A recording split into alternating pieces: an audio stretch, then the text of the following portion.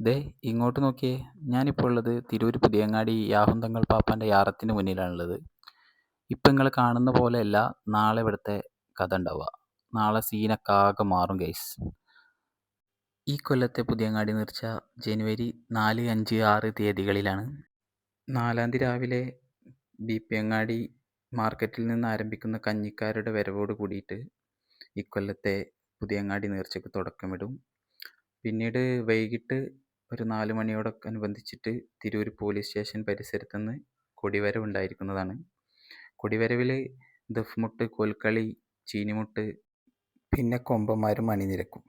നാനാഭാഗത്തു നിന്നുമായിട്ട് 10,000-കണക്കിന് ആളുകളാണ് പുതിയങ്ങാടി നേർച്ചയ്ക്ക് സാധാരണ എത്തിച്ചേരാറുള്ളത്. അതിനായി ഇവിടെ പുതിയങ്ങാടിയും പരിസര പ്രദേശങ്ങളും ഒരുങ്ങിക്കഴിഞ്ഞു.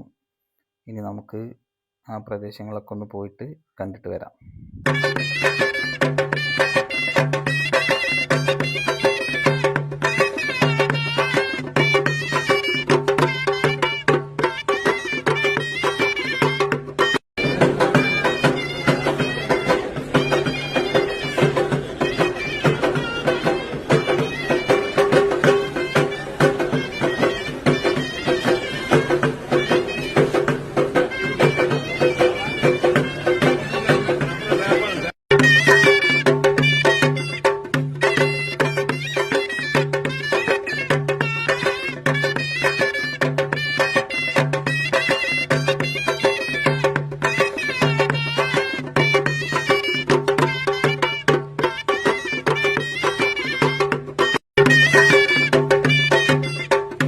നേർച്ചയുടെ ബാക്കി വിശേഷങ്ങളൊക്കെ നമ്മുടെ ചാനലിലുണ്ടാകും.